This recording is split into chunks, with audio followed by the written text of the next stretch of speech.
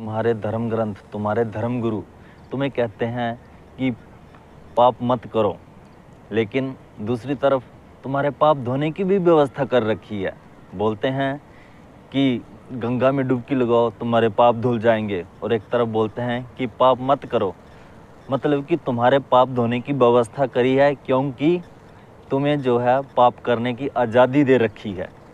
पाप करो और गंगा में जाके डुबकी लगा के धो लो, हज पे जाओ, अपने पाप धो लो। मतलब कि तुम्हारे हर किसी धर्म में तुम्हें पाप करने की इतनी आज़ादी दी हुई है कि तुम बिना किसी झिझक के पाप कर सकते हो। क्योंकि क्या करना है, जाके हज चल गए, पाप तुम्हारे मिट्टी धुल गए। गंगा स्नान कर लिया, तुम्हारे पाप धुल गए मिट्टी। और तुम्हें कहा जाता है दान करो, पुण्य करो, मंदिरों में पैसा चढ़ाओ, मस्जिदों में पैसा चढ़ाओ, दिल खोल के दान पुण्य करो, और उसके बाद तुम्हें स्वर्ग में लेके जाने की, जन्नत में लेके जाने की गारंटी भी देते हैं। तुम्हारे धर्म और धर्म गुरु, तुम्हारे धर्म ग्रंथ तुम्हें गारंटी देते हैं जन्नत में, स्वर्ग में लेके जाने की, और वहाँ पे 72 हूरों की, और बढ़िया पानी की, और बढ़िया से तुम्हें फूल पौधों की, हर सुख सुविधा की जो गारंटी देते हैं।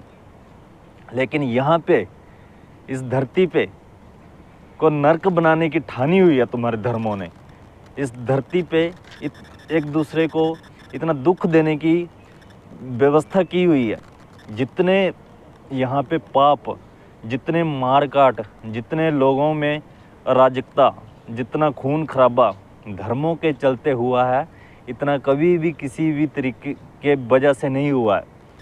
हर धर्म में जितनी भी लड़ाइयाँ हुई हैं, जितनी भी मारकाट हुई है, उसके पीछे कहीं ना कहीं धर्म ही रहा है। अगर आप इतिहास के पन्नों को उठा के देखोगे तो आप पाओगे कि जितने भी मारकाट सबसे ज़्यादा हुई है वो धर्म की खातिर ही हुई है। क्योंकि तुम्हारे धर्म गुरुओं ने तुम्हें गारंटी दे रखी है, ठेका ले रखा है तुम्हें स्वर्ग नरक और जन्नत दिलवाने का। लेकिन इस धरती पर तुम्हें जीते जी नरक में धकेला जा रहा है धर्म के चक्कर में, वो तुम लोगों को नहीं दिखता है।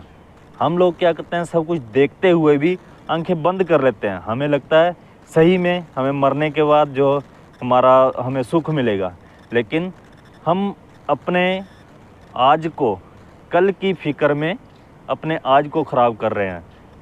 और जो जिसकी कल की फिक्र में हम आज ख़राब कर रहे हैं, वो कल कभी भी आने वाला नहीं है।